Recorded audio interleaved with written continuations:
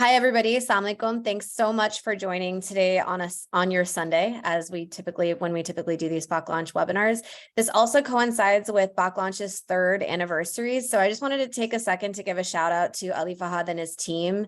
I've been part of a lot of different communities, and honestly, this is one of the most well-curated, most thoughtful, most intentional community, which is all thanks to him, as well as everyone that shows up for these events, because I think you're only as strong as the people that are part of the community. So kudos to everyone, but really major shout out to Ali and the team, and big Mubarak and congratulations for reaching 3 years. A big privilege and honor to be part of this. So super honored today to be moderating a webinar with Imran Ali Khan, the co-founder and CEO of EMPG, Emerging Markets Property Group, which is basically the umbrella organization that houses a number of classifieds portals across emerging markets, namely across Middle East, South Asia, Southeast Asia, but really started with being a Pakistan homegrown story from Zameen, which with both Imran and Zishan built out of their apartment in Lahore back in 2006.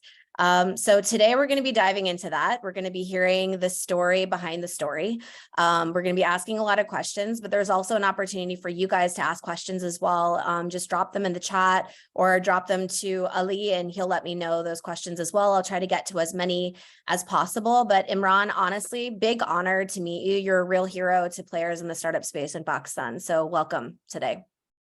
Well, thank you for the warm welcome. I'm truly humbled, and congrats to all of you, the team, for setting up Paklaunch and the fantastic job you are doing, all of you. So kudos to you, and fantastic job, mashallah. And I'm really happy to be here. Looking forward to the conversation. Awesome. Well, let's start with, because I think a lot of people hear about EMPG, which is now very well known as a unicorn, right? Actually, in 2020, when you guys announced a $150 million raise, which was led by the OLX group, that actually catapulted you guys to unicorn status. But really, when you kind of unpack and go back in the journey, this really did start, as I mentioned, with you guys founding Zameen. Now there's 10 brands from all across emerging markets, including Bayut, which you guys co-founded in 2007, B Property in Bangladesh, Mubawab in North Africa. There's just a number of brands that are there, but really humble beginnings in a lot of ways, right? And you guys, you and your brother started this in your apartment in Lahore, but you actually also started a classifieds portal in the UK first before deciding to move back home. So would love to hear a little bit about the start of the journey. What made you guys, you went to Oxford, what made you guys decide that you wanted to move back to Pakistan to launch something like this back in 2006 when no one was talking about startups and building companies? So yeah, please go ahead. Sure, that's great. So, as you mentioned, Zishan, we have 3 brothers, in fact, and 1 sister. Heather is the eldest. He'd moved to the US back in '94, I think, and then the family moved a year after to England. So Zishan and we were in England, but I grew up in Pakistan. Father was in the army, so we used to move around quite a bit. I've lived in Karachi, Lahore, Islamabad, Rawalpindi, Multan, Quetta, all over the place. Don't ask me to pick a favorite city. I was about to ask where home is for you, or where home was for you. Well, so yeah, I've spent time in so many different places, but I think most of our time we spend in Rawalpindi. So call me a Pindi boy if you must, but okay, that's where we spend a lot of our time. But family's from Lahore originally. Spent a lot of time in Karachi as well. So we grew up in Pakistan, moved to England. I was about 16 years old when we moved. Did my A-levels, and I went to Oxford. Zishan was at Imperial College. And I think we always had this, because we grew up in Pakistan, we always wanted to go back to Pakistan. And you might find that in a lot of people in this forum, and generally people we meet, Pakistanis abroad. So we always had that in us. And when we graduated, we wanted to do something of our own as well at the same time. And back in the days, the classic thing was you've done a degree, now you go and you get a job.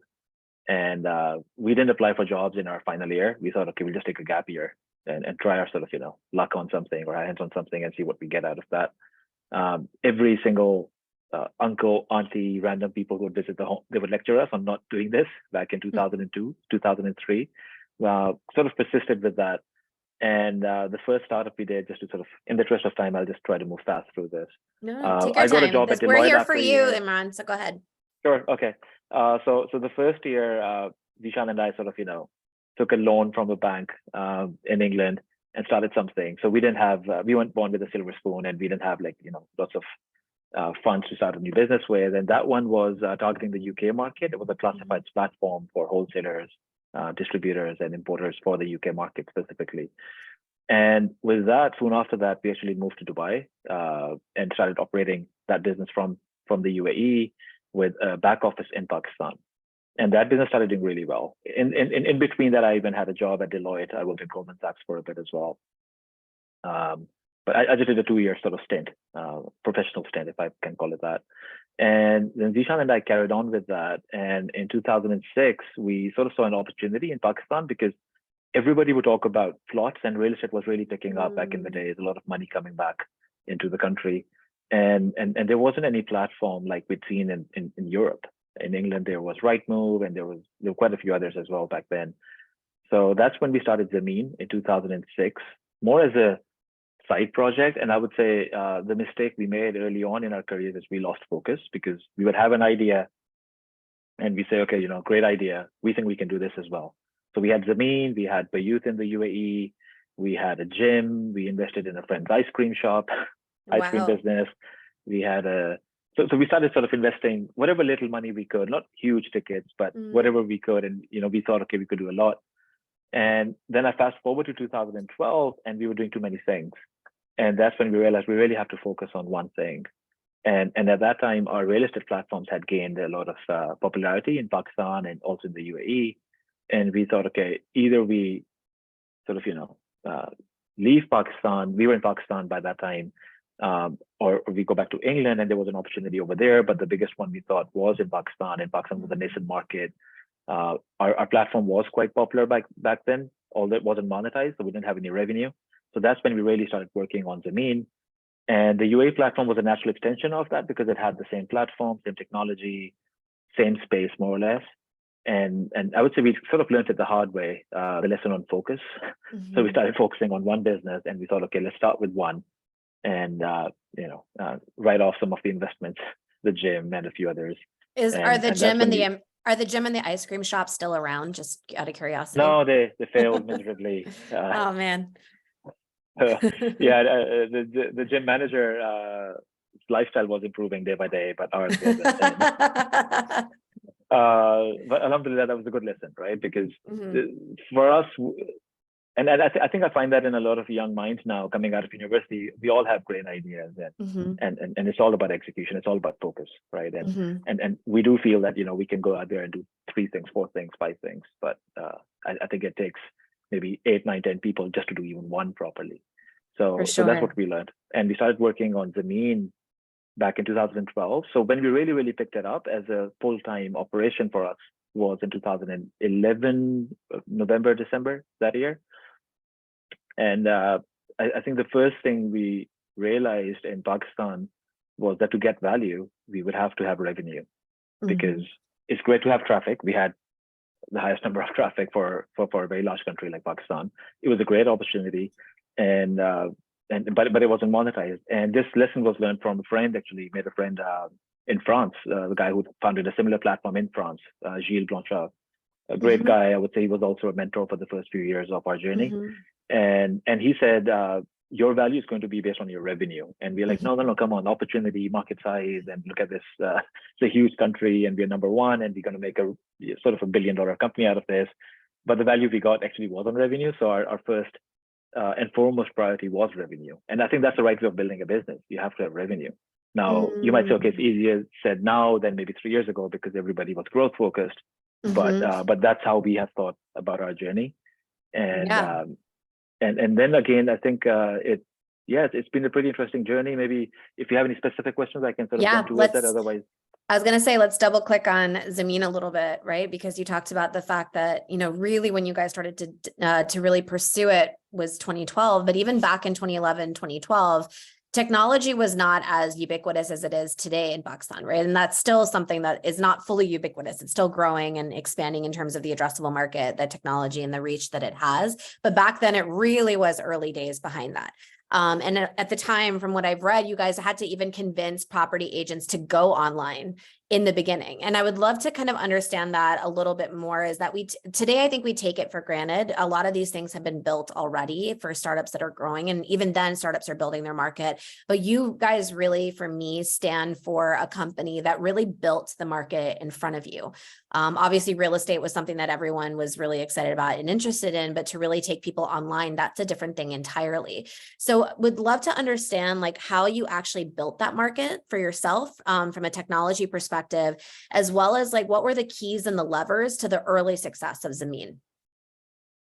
Sure. So I think back then there were only about 2 to 3 companies, mostly in the classified space.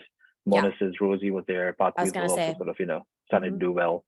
And back then we had challenges, internet connectivity challenges. We had internet penetration was very low. So the first thing we did in Lahore, that's where our office was, the first office. We literally sent people out on motorcycles and trying to sort of, size the market and understand who these agencies are. We did a few interviews and gathered some research data, or did some research and gathered some data. And we realized that actually a lot of them didn't even have smartphones or even laptops or desktop PCs in their offices, and they didn't have an internet connection. So for us, we actually had to go out and build all of that infrastructure for ourselves.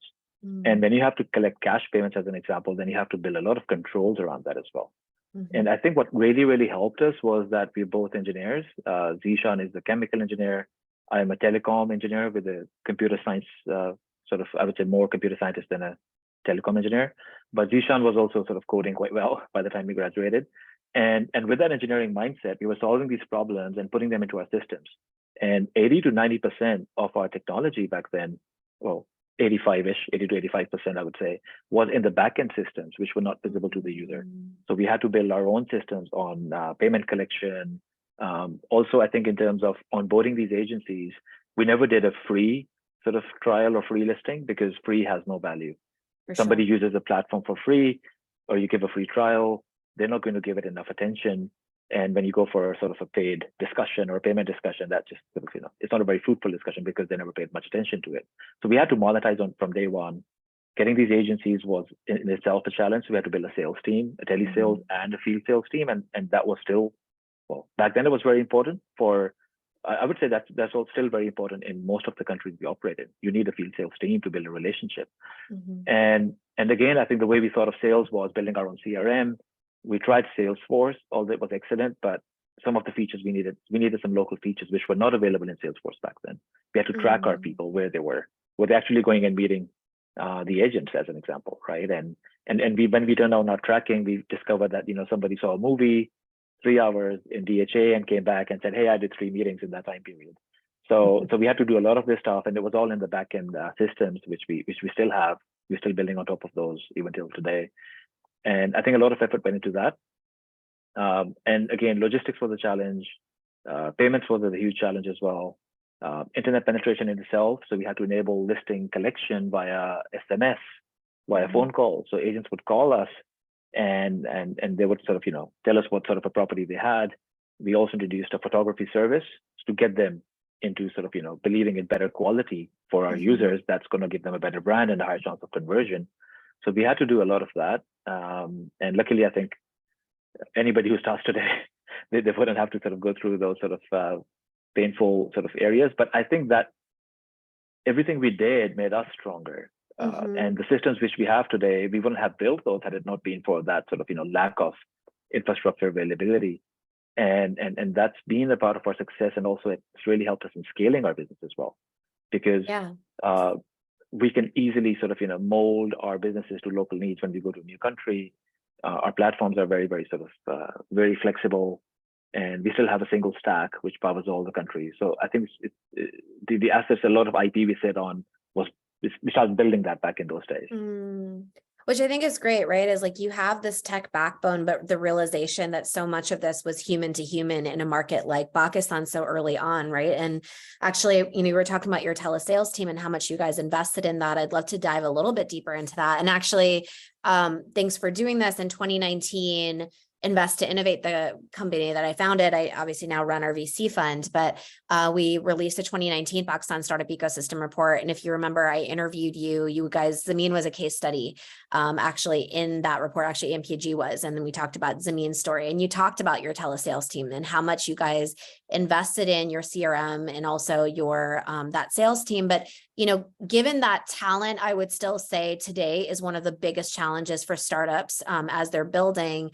What were some of the ingredients for success in terms of training and then also retaining like a very large pool of people from a sales perspective?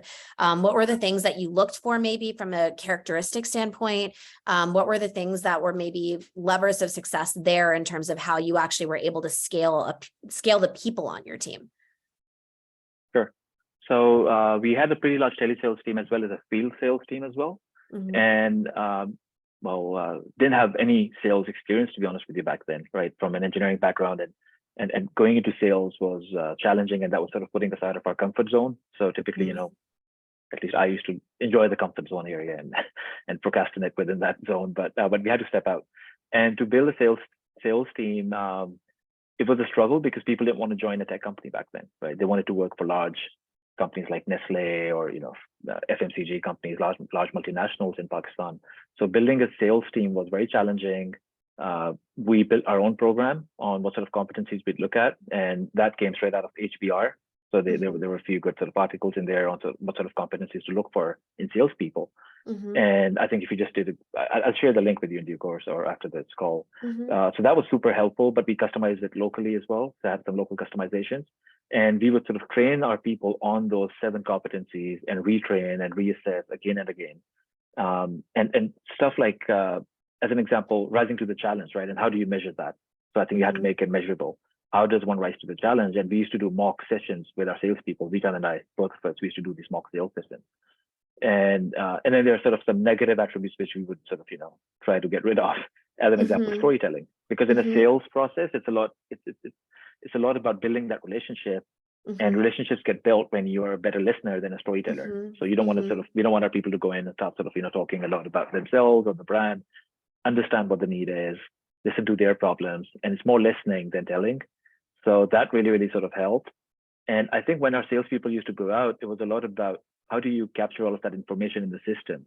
Because if it's all on paper and it's all verbal, then it's not going to translate well, and you can't do a lot of analysis. So as an example, you would have someone who would just shadow and understand what they were doing in the sales calls, in the sales meetings, or listening to phone calls. We even started recording a lot of phone calls from Android phones and uploading them to the CRM. Now we actually also do a lot of natural language processing, and we sort of, try to understand the context of that call automatically. So it's also translating all of that. And it was all engineering powered sales. So the competency sets we developed, and we kept on developing and evolving those. But as you said, the biggest challenge is people, and finding people was a challenge, is a challenge, and will probably remain a challenge. Yeah. And especially in something like sales, I would say that one of the biggest gaps in talent in Pakistan is soft skills, right? And so much of what you guys were developing, it sounds like, were really soft skill oriented, which required a lot of investment on your side of it. Yeah. And soft skills, sure. And also, I think what we quickly saw was that hiring from top universities did not work for us. I'm talking about LUMS as an example, and today we have some great people from LUMS, but in those roles and some specific roles, and even at least I would say some of the management roles, back in the days, people would graduate from LUMS and they would want to pursue a career elsewhere or abroad, or go for a master's degree abroad. And also, no offense to anyone who is from LUMS, but I was going to say, no offense, LUMS. No offense, but not just LUMS, right? Some of the other universities as well. They would be really good at strategizing stuff and thinking logically, and putting these spreadsheets and great sort of ideas and presentations together. But it's a lot about field work, right? And rolling up your sleeves, and we needed boots on ground. Let's get out there in the field and get it done. And we saw sort of a lack of energy and effort from some of these graduates from top universities. That was the top 5 to 10 universities. So we ended up seeing a lot of success from, I would say, if you look at the ranking, the mid-tier universities in sales and some other areas. Having said that, we have some sort of, rock stars from LUMS who are heading group-wide departments now in marketing and BI and a few other areas. So product as well. So we have some great people from Lums, but I think back in the days, it's probably changed a bit now, but back in the days, that was a challenge. And that wasn't the same for us. It was probably true for many other companies. Yeah, no, that's super helpful to hear. I'm also curious because you were mentioning obviously Bach Wheels, Monas and Rosie. Typically across emerging markets, you typically see classifieds are where investment goes first, really interestingly, even across, Southeast Asia, wherever. In Pakistan, that's also, when we look back at, the numbers of what you guys were raising in 2014, 2015, it was in that classified space, but I'm really curious for you, what was it like raising for Pakistan back then? I think right now it's really difficult. 2021 in Pakistan, we had a really great funding year, but you were selling Pakistan before we were on anyone's radar and on anyone's map. So I was just curious about what that experience was like for you. So the first roadshow we did was in 2013, if I remember correctly, and started from where Ali is right now. So all the way from the West Coast to the East Coast to London and a few other countries, cities and countries. And also conferences. So I must have met about 150 different investors, VCs, private equity, family offices. And a lot of them were geographically challenged, and it wasn't within their scope. And it was either India or maybe Middle East, and then Pakistan was not in Southeast Asia. It wasn't in Middle East for them. So I think we suffered from that back in the days. And we were very much challenged raising money from venture capital firms who had, let's say, lots of LPs, because their LPs would be concerned. LPs would be people who invest in these VC firms. I'm sure you know, but maybe if someone in the audience doesn't understand. So these VC firms, investors, let's say pension funds or endowment funds, they would have their own scope or restriction, or let's say, if they were in the US, maybe some sort of, sanctions concerns and those kind of things. So those people would not be very interested. We actually found a lot of family offices. They were, I would say, they were comfortable, right? They were comfortable with new geographies. They were comfortable with risk which comes with new geographies. And we were very, very lucky with some family offices. And with the family offices, what we felt was, when speaking to the family office principal, it's that person who's going to decide. But when you're talking to a VC, typically that would be, okay, what is my LP, my own investor going to think? Is it going to be okay for them? How am I going to present it to my investment committee? But the family offices, maybe it's a 2 to 3% family office or investment committee, and then decisions were made quite fast. So initially we got lucky with a lot of family offices. They believed in Pakistan, and they've seen the returns now, alhamdulillah. So it was very, very challenging, and I think it has only improved ever since. And one strategy which we employed later on, I would say in 2015 and 2018, was we would always invite investors to Pakistan, because there was a huge, and still is perhaps, a huge perception gap. And when they would visit, I remember some of them saying, this is by far, visiting Lahore or Islamabad, even Karachi, they would say some of the areas, when you go to Islamabad or Lahore, the infrastructure, the highways, they would be super impressed. They would say, this is the most developed city we have seen in the entire region. So that really, really worked well for us. It wasn't easy, just stopping the process and saying, no, look, you have to visit now if you really want to move forward. But we did that, I would say, quite successfully. And every single investor who visited Pakistan ended up giving us a term sheet. That's amazing.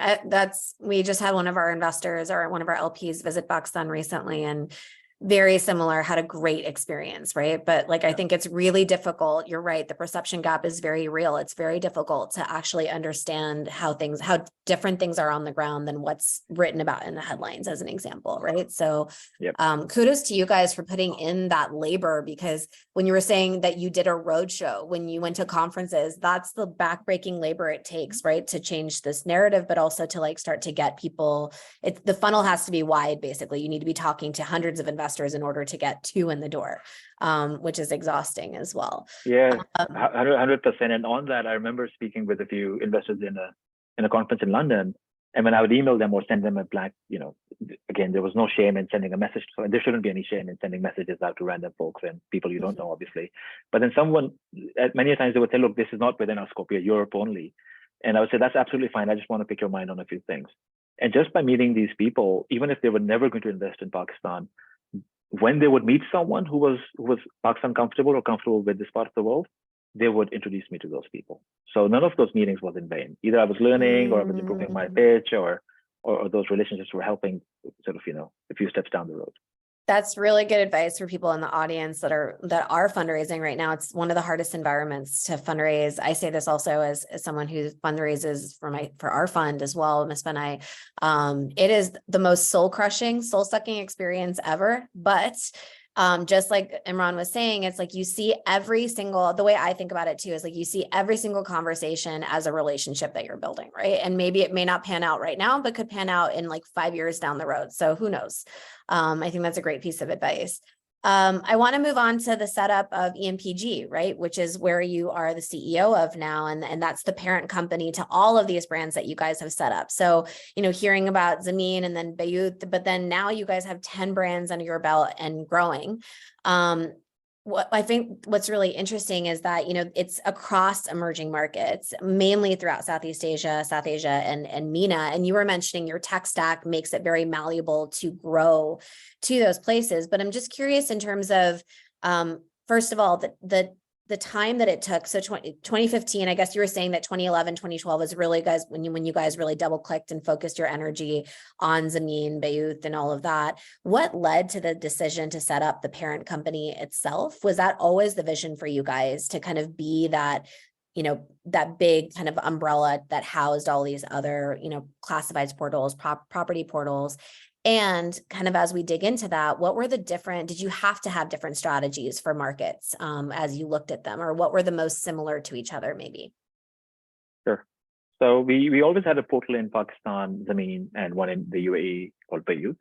And they were two separate entities. So EMPG came about when we said, okay, let's just sort of raise money for the combined entity, because investors also would want to be invested where we were invested at, not in one of the subsidiaries. So that's what I think also drove that decision.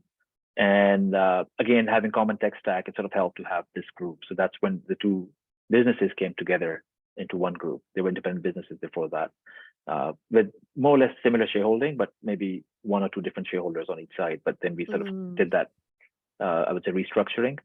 And that came about. Our intention was never to spread out too much, because we learned it many years ago from our own experience that, focus is super, super important. And it just came about, I think, because we met a few, saw an opportunity, and we thought again, I think, so Bangladesh and Morocco, those are the two countries we went into. And again, on the Moroccan side, there were some good founders, and we thought, okay, great people. And it's a good opportunity in terms of sort of, scaling inorganically via, let's say, an acquisition, and then also sharing best practices and also learning at the same time. And that sort of process carried on. And I would say we expanded a bit too much, more than we needed to in the process, because we did a large deal with the OLX group, and that sort of gave us a few more geographies. And in terms of the differences, classified is pretty straightforward. It's real estate brokerages or individuals putting an ad and paying us for that ad on the platform. That's the core business. However, having said that, then there are always some cultural local nuances we have to sort of cater to. I think the biggest challenge in all the geographies is it's people. And with people, it's super hard to find hardworking and intelligent people. I was in New York, and one of our investors said, look, everyone in New York is intelligent. My challenge is to find hardworking people.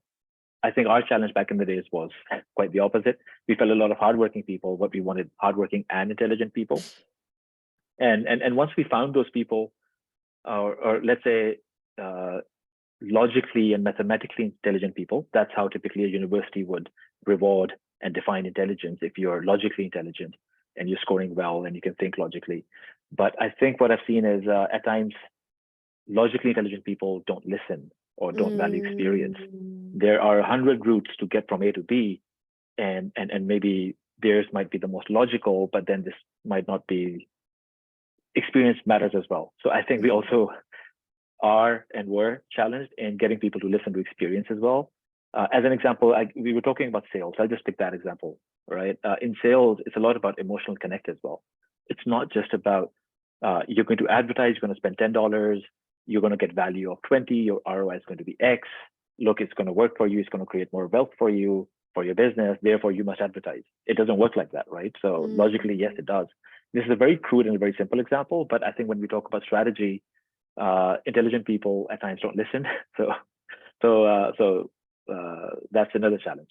Maybe you need we more have, emotionally intelligent versus like super like book yeah, intelligent.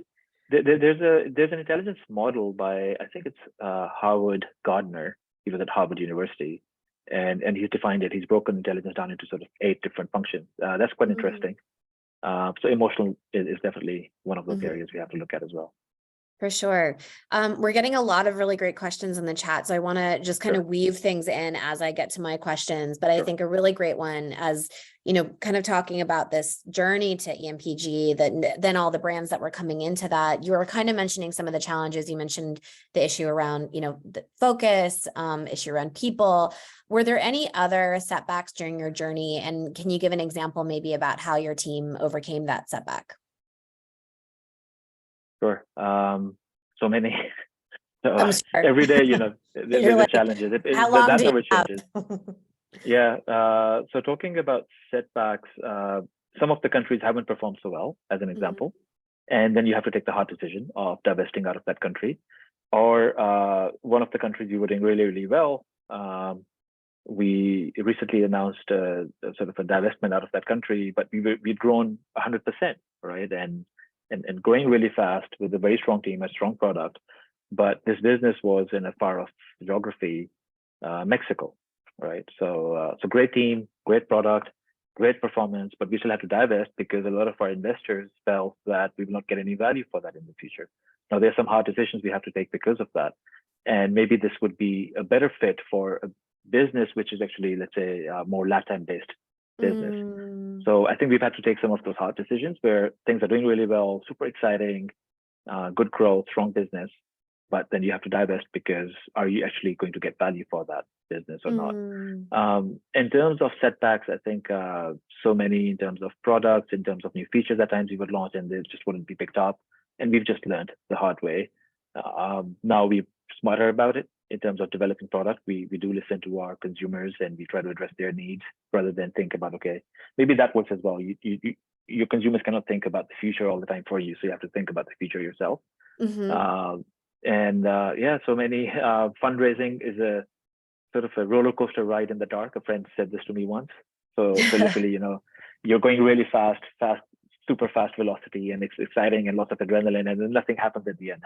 So that happens a lot, right? And there are lots of twists and turns in that process. So every day is a challenge, it's a new firefight. But I think what we try to do is we try to solve problems and then build them into our system, and hopefully that takes care of it for the future.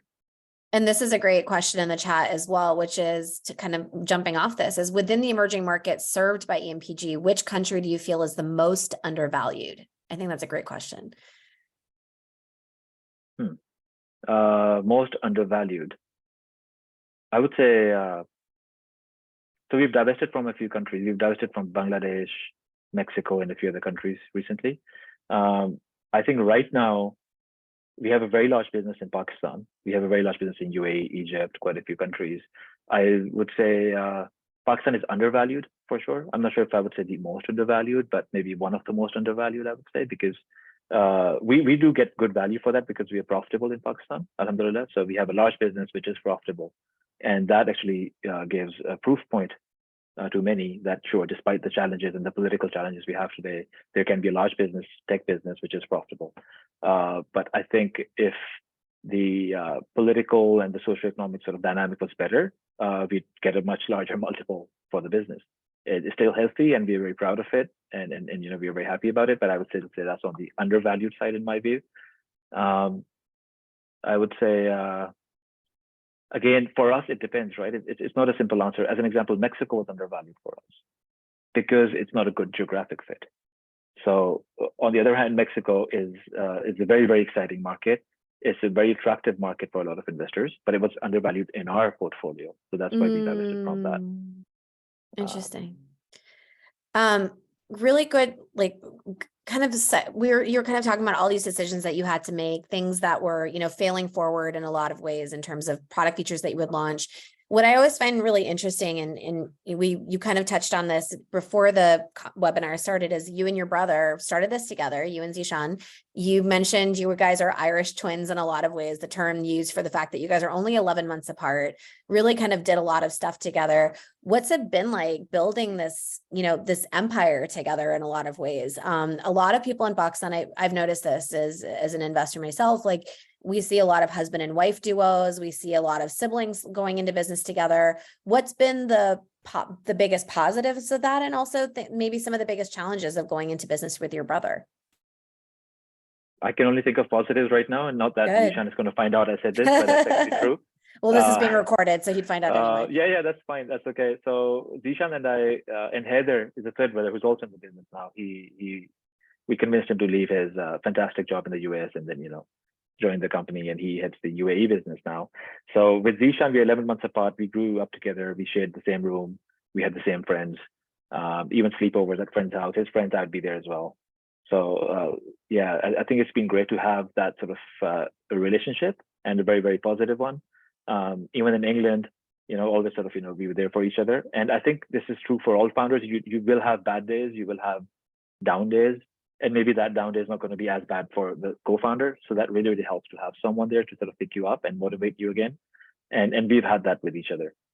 We've also, in the early days, I think we started sort of, segregating some roles for ourselves. So Zishan was heading sales in Pakistan. I was looking at tech and a few other functions, marketing as well in the early days. With fundraising, I was sort of taking the lead because somebody had to hold down the fort when I was traveling. So Zishan heading sales, I think it sort of made sense that I would step out, he would continue holding down the fort in Pakistan when I was traveling for fundraising. But we ended up sharing an office. So we had a shared office till about 3 years ago, where it got to a point we were always in meetings or Zoom calls, and then it wasn't just feasible being in the same room. So I think that's it's been a great journey together, and really, really lucky to have him as, well, I would say twin, confidant, and motivator, and that sort of symbiotic. Well, that relationship really, really helps. And I would say again, I think I have a few friends who are single founders, and that can be very challenging when you have tough times. Is there any piece of advice that you would give for people who are setting out on a journey with a co-founder in terms of, you were talking about separation of roles, delegating things, any other pieces of advice of how to make sure that, things are kind of set, the foundation is there so that as you're building and scaling, problems don't arise because you didn't address it in the beginning? So advice to founders, and I think that I saw a lot of this back in 2014, 15, is don't chase fame. Don't try to brand yourself, because at the end of the day, the brand is the product. And then if your brand ever is going to exist, it's going to be because of that product, the platform you build. And I've seen a lot of people, they will just take a whole day out in their very early days, trying to mentor someone or going to some conference, seeking, let's say, opportunities and trying to create a name for themselves. So I think that can also cause issues when you have 2 founders or 3 founders, and then, let's say, there's sort of a claim to fame sort of a situation.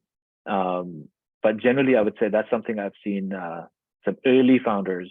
If you're going to do it for the brand, right? Mm-hmm. There's no harm in being on TV with your product, with your brand. There's no harm being on radio or wherever you have to go to conferences. Obviously, one should go to conferences. That's really helpful. But if it really works for the brand, then do it. If it's for yourself, I think just keep a check on it, because ego can sort of harm in so many ways. 100%.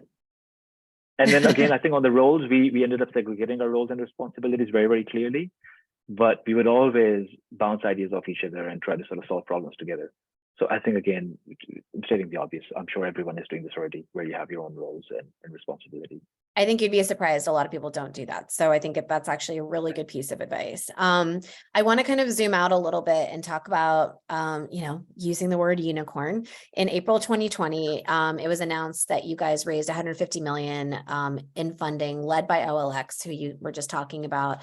The exact valuation wasn't disclosed, but it was confirmed that it was over $1 billion at the time, which obviously makes you guys a unicorn. This is what you said after the deal was announced. This was in an article in 2020. You also since then raised another 200 million. And I loved the headline, by the way, in that article, because it was like even more of a unicorn. So you're very unicorn basically at this point. But back then, this is what you said in your quote. You said EMPG has grown at a tremendous pace since its inception. Our unique ability to scale using our proprietary tech has aided and enabled this expansion. This deal puts us one step further in our journey towards providing solutions in multiple markets to over 1 billion consumers around the world, expanding our classifieds offerings significantly. So you said that back in 2020, April of 2020. So kind of the beginning of the pandemic. There's obviously been, multiple crises that have been happening in the world. So just really curious about where you are in that journey today. How much of that still holds true? Has there anything that's changed since then? Sure. So yeah, we were just over $1 billion valuation back then, and alhamdulillah for that. I'd say we weren't actively thinking about it. That okay, you're going to be a unicorn now, but I think when you cross that milestone, it's a good feeling, alhamdulillah. So glad to sort of have achieved that, and thanks to Allah and the whole team. And it's just not us. I think it's everyone involved who achieved that. And from that point onward, I think we had done a huge exercise of we owned Dubizzle as well in the UAE. We ended up acquiring OLX, which operates across the board in MENA plus Pakistan region. So we operate OLX as well. We own that. And then there was a huge integration exercise, and suddenly COVID hit us as soon as we announced that. So that was very challenging in that environment doing that, but maybe sort of we got some window to get that sort of all of that integration sort of processes sorted out. And ever since, most of our core markets have doubled in size. So I would say that's 2 years, discounting the COVID year, which 1 year was pretty much sort of nothing really happened in that year. It was more about survival, just staying afloat back in those days. So we've doubled in most of our core markets in size. We're also profitable in most of our core markets now. As a group, we are profitable now. We also ended up with a lot of geographies, a lot more than I would say we would have liked to have on our plate. And it's a lot about focus. It's all about focus. I think anybody starting to think about, okay, I have a strong position in one geography in Pakistan and I'm going to target GCC. Just be very, very careful, because it's very, very difficult. Even one city to the second city is also very difficult. So you just have to make sure you have a very, very strong team, and how you can sort of use that to sort of scale. So for us, I think lately it's been about focusing more and more, and that's sort of what's led to some of the divestitures where we've exited some of the businesses, sold those businesses. So the business is performing really well. Again, we have a challenging environment in Pakistan today, but last year we performed really well. We grew at a pretty healthy rate. GCC is again, UAE is that's our largest market. UAE, we're doing really well in the UAE as well. Egypt is a strong market for us as well. So in all of those countries, we're doing really well, and still focus always remains on finding great people, and we found some. We would like to have more. So that's where we are today. Great. And we have a lot of questions in here, which I think are super great as we kind of unpack, like, for you yourself, right? Looking back, number one, the question I'll ask you from my own set of questions, and I'm going to dive into some of the great questions that are in the chat here. I think we use the word unicorn in a very status-y way, right? It's like automatically you use the word and it's like, okay, they're a success, but we don't oftentimes think about what that means to someone. What did it mean for you when you reached that status? I'm just curious. Gratitude to Allah, and then just thinking about that as a new start, a new starting point, rather than the end of the journey. For sure. And that's what we owe to all the people in the company. We have to sort of keep going, to the investors, to people who've put confidence in us. But the feeling is of gratitude that lasts for a while, but then you're back in the business and you have to get stuff done.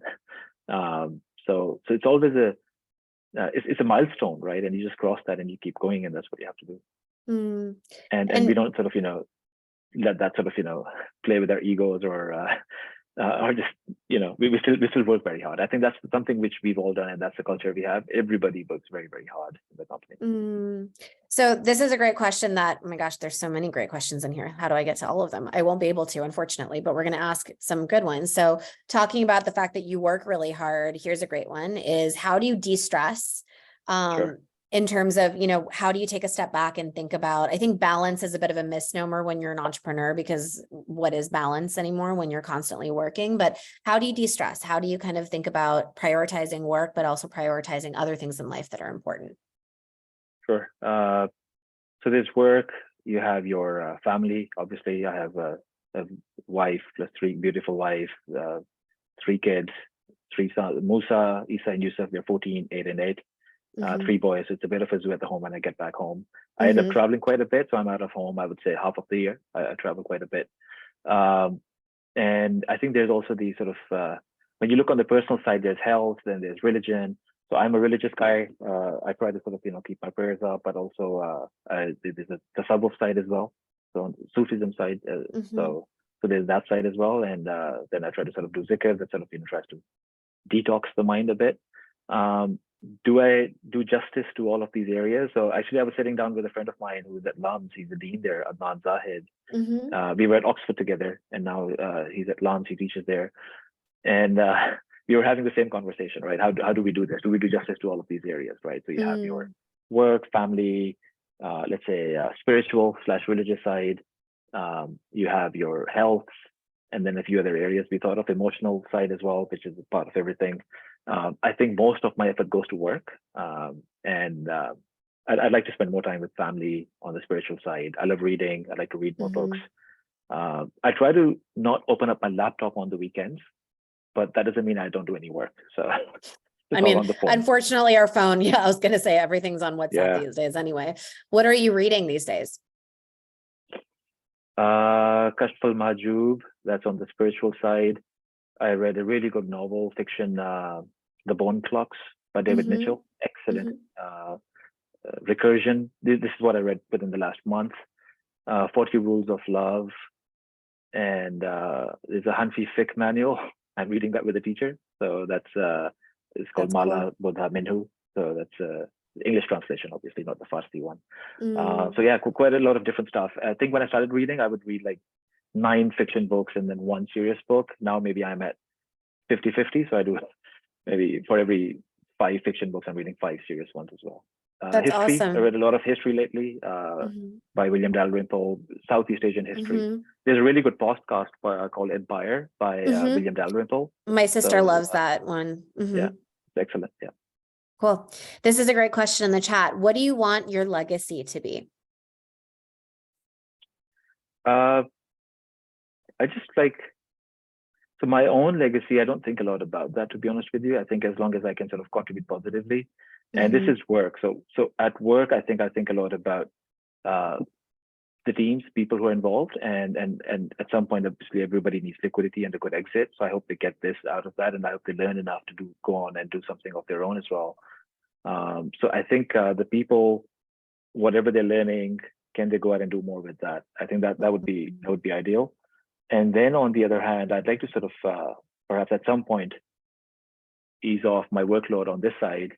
And I want to open up a physics lab. I wanted to do a degree in physics. And someone in the family said, Beta, kya karoge? Teacher banoge? So you're not doing physics. So are you going to become a teacher? Is that what you're going to do? No. So I ended up on the engineering side. But I still read a lot on particle physics, something I read about 2-3 months ago. So I have a good sort of, collection of that. So I want to open up my own physics lab.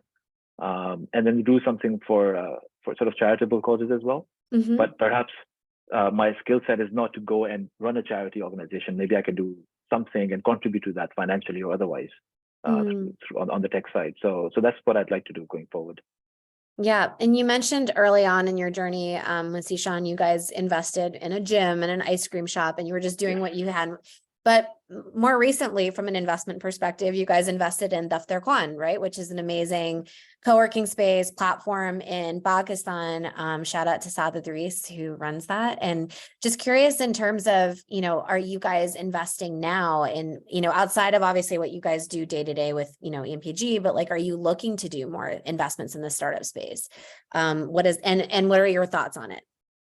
Generally, the startup. I think anyone who's met Saad and Ahmed from Daftar Khan, if somebody's met them and had a chat with them, they would know why we invested. Oh, right? 100%. Great guys, right? Yeah. So great guys, and yeah, great guys, strong business, great sort of fundamentals. But I think it was all about those guys.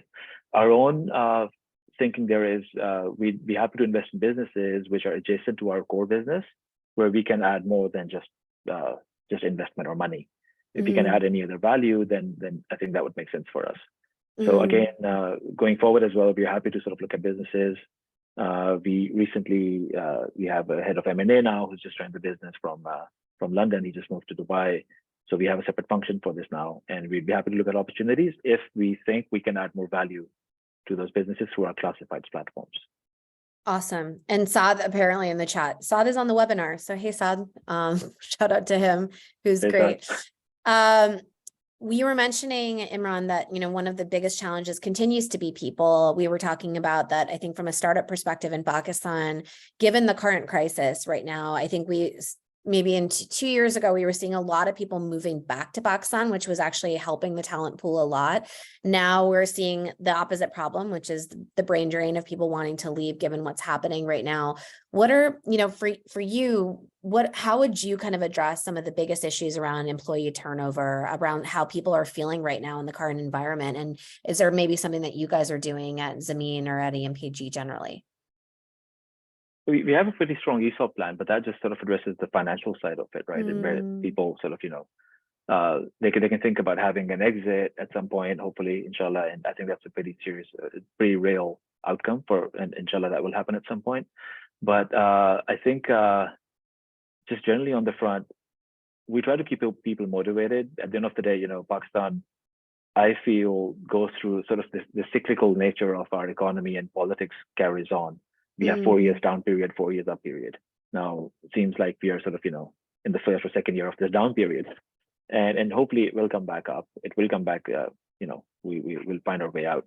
I think we have a pretty serious political crisis which needs to be resolved in Pakistan immediately, I would say, because that sort of feeds into perceptive sort of challenges which we have right now. So we really need to sort of get that solved. And in terms of people, yes, we have lost some people. Eastern Europe, US, Canada. A lot of people are migrating out, and I think at the end of the day, we are true and honest to our people in terms of the work opportunity. We have some migration internally as well, where people have moved internally from Pakistan to Dubai or elsewhere. But I think there's still a lot of people in Pakistan who are very motivated and who believe in Pakistan. And even those who have moved out to Dubai, that was because of a business need. It wasn't because they said, hey, we want to move out, or we're trying to sort of, retain those people. So I think there's a lot of people who still believe in Pakistan. I believe in Pakistan, and I think we'll pull out of this political crisis. And again, I think it's a great opportunity, right? And yes, when there's sort of trouble, challenges, issues, this sort of a scenario, there's also an opportunity, right? Exactly. There's a huge gap as well. And it's a very, very large population. It's a great market. So inshallah, we'll pull through, and then the growth trajectory starts again. Inshallah. And you've been there through like the other dips that we've had before, right? There were many dips before we've been here today. So I want to kind of just get a little bit more of your thoughts and predicting of trends in the real estate space specifically, right? So Pakistan, but also generally across the region. There's been some really great conversations in the chat or questions that have come up that I'll also talk about in terms of, Chat GPT, in terms of tokenization. But for you, like, what are the things that you're kind of seeing as the trends in real estate that we should be paying attention to right now? So real estate generally, I think what we see is it's even in Pakistan, it's pegged to the dollar, right? If you look at the trends for the last 5 years, where you see the rupee losing a lot of value against the dollar, real estate plots and houses in most of the neighborhoods, in neighborhoods where sort of a lot of people would invest, like DHA or Barriatown and a few others, they're tracking okay against the dollar, right? And in some places, prices have doubled as well, real estate. So I think because of that, we are in a good asset class as a business. Now, in terms of trends around real estate, I think it's probably one of the oldest commodities which has been traded, right, since we've started recording history. So that sort of it's pretty I would say shock-proof in so many ways. So the trends sort of continue. I think in Pakistan, what we're seeing is there's a slowdown in transactions, but then we see a lot of transactions happening in the GCC region. I think Saudi is becoming a very attractive market for real estate, with off-plan offerings coming out in the future. I think that's going to be super exciting and interesting. UAE is again very, very interesting. It's sort of become a local capital, a regional capital over here, and you see a lot of real estate activity in the UAE. Egypt, there's a lot of development happening as well. I guess more from a Pakistani point of view, I think right now there's a lot of off-plan development happening. That sort of started. Karachi was always like that, but I would say in North Pakistan, Lahore, Islamabad, and other cities, we're seeing more of that. And I think as the cities have expanded, we'll start seeing more of that. And with that, I think that's a pretty secure investment because you know which apartment you've bought as long as that apartment number is on the agreement. So we're seeing some positive movement still and some growth in that area, vertical development, I would say. In terms of tokenization, I think, again, talking about fractional ownership where you can buy a part of the property, there's still some legislative work which needs to be done because I think SECP is working on that, and we do talk to them from time to time, but I think there's still some work to be done on the legislative side of those things. Yeah, so that could sort of, really sort of open it up to the masses, real estate investment. But I would say as long as that investment goes into a sector which is contributing to the society rather than, far off in some suburban area and just buying a file. So again, I think we just have to sort of, I would say Pakistani sort of authorities on the legislative side, they have to sort of tread a bit carefully. Do you think that tokenization is the future of real estate generally? I mean, obviously Pakistan has to get the legislative stuff together for it, but generally, do you think tokenization is the future of real estate? So I think real estate as it is today will continue into the future as well, right? So anybody who can afford to buy a rental property or a house of their own, because the first thing I think if you look at sort of people's needs, they do need a house of their own, or they'd like to have one, right? And all of us have been through that period as well, where we wanted our first house or our apartment and we get a mortgage. So I think that need is there, right? You need to own the space you live in, and that's going to stay there. That's a very innate need, and that want is going to continue to be there. Now, from an investment point of view, again, I think lots of people who want to sort of own a full property where they can exit whenever they want, that is going to continue. This is probably going to sort of expand the size of the investment pool. That's just going to increase that. So I don't see the existing real estate transaction play being faded away because of tokenization. I think people will continue to buy single properties, and then tokenization will sit on the side. That's a really good point. In terms of, a lot of people are talking about ChatGPT, AutoGPT. Do you think AutoGPT will replace significant portions of your workforce in 2 to 3 years? If so, why? If not, why not? What is the opportunity for EMPG and AI? What should people in universities do to prepare for AI tools? Series of really great questions. Sure. So to you. Yeah. So we've been doing a lot of AI work for the past 6 years, 7 years. We hired a few people from Canada, Germany, people who just returned to Pakistan, Pakistanis, and we had our office back in Lahore, a separate team for this. So we have a lot of use cases. We do a lot of moderation, and it's just not on Zameen, it's also on OLX. When people are putting ads on, is a human going to actually sit there and check every ad? So we do a lot of, we write a lot of classifiers where we can sort of, classify that into the right category or pick any issues with that, errors with that. We do a lot of classification on images. So you do want high quality images, which are going to sort of have a high click-through rate to be selected. So we do a lot of that stuff, and we've been doing that for a long time. We also do a lot of text-to-speech, speech to text to context, in the sense that we use a lot of libraries now, not some Amazon and some others. So for Urdu and Punjabi even, we can actually sort of, a phone conversation from our salespeople, as an example, we record that and we plug that into our CRM. That gets translated into text, and then we also get context out of that. So we can do a lot of analysis on that. Very cool. So we've been doing a lot of that. We do a lot of lead allocation. So let's say on the property sales side, if somebody wants to buy a property and there's one agency which has 10 people in there, whom should the lead go to, right? And why? So we've been doing that for the past 5-6 years very effectively as well. So we have a lot of different use cases, specifically on ChatGPT, or let's say on the customer support side. That's not a big area for us. But I was in England, in London, about a month ago, and I met this company which spends $30 million on customer support, right? And they're hoping a lot of that is going to shift to ChatGPT. So I think there could be huge savings for that's a travel company, right? So for a travel company, you need to sort of support ticket changes, travel issues. Sure. So again, I think there are lots of use cases, but AI as a whole, sure. I think what really excites me personally is the hardware side, quantum computing and, capacity to do more. So that's super exciting. But that's more on the hardware side, and that's more on the GP side. So. And we've just scratched the surface, right? I mean, there's so much opportunity here. We're at time, but what I wanted to do just as we kind of close off is I wanted Imran, there's a lot of people in this chat. I mean, we saw just by the sheer volume of questions, and my apologies to the audience, I could not get to as many of the questions that were there, but I feel like a lot of people in this audience were super engaged of wanting to learn from you. Is there any piece of advice? A lot of these people are young founders, people that want to be tech entrepreneurs, working at companies right now. What are the pieces of advice that you would want to leave people with today?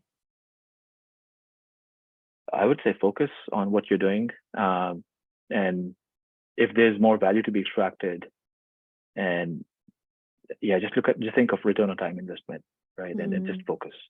It's very, very easy to get distracted. And I think we, human mind, we get distracted and we try to do more, and we want to do more because we aspire to do more. And that's very natural for entrepreneurs, like, everybody on the call. So just stay focused. It might not seem large enough, but just stay focused, just really, really profit from the core, get profit from the core, and then scale up. And again, I would say on the people front, just invest in people, and try to find intelligent and hardworking people, and really invest in them and grow them with you and make them a part of the adventure, right? And that's when they truly stick around. If they're just your employees and they just take their paycheck and you're just telling them what to do, that's not exciting for anyone. So I think, and I think on focus, I say that again and again because I've seen so many people lose focus, and I've been there as well myself. So, so there are no superhumans here. We all do that, but stay focused and hard work. There's no substitute to that. And one thing I would say is there have been moments in our journey where, I just look up into the sky and I'd say, God, Allah, like, why has this happened to me? Right. And then you take a sort of a different direction, maybe a 90-degree turn. But when you look back, you can connect all the dots, right? So have faith, and keep going. Amazing. Thank you so much, Imran. This was a true honor to be able to moderate this talk with you today. And thank you to Ali Fahad and to the rest of the Paklaunch team. Congratulations again on 3 years. But thank you guys so much. And thank you, Imran, for being with us today. Pleasure being here. Thank you so much for having me on. Sure. Take care. You. All right. Bye. Bye-bye.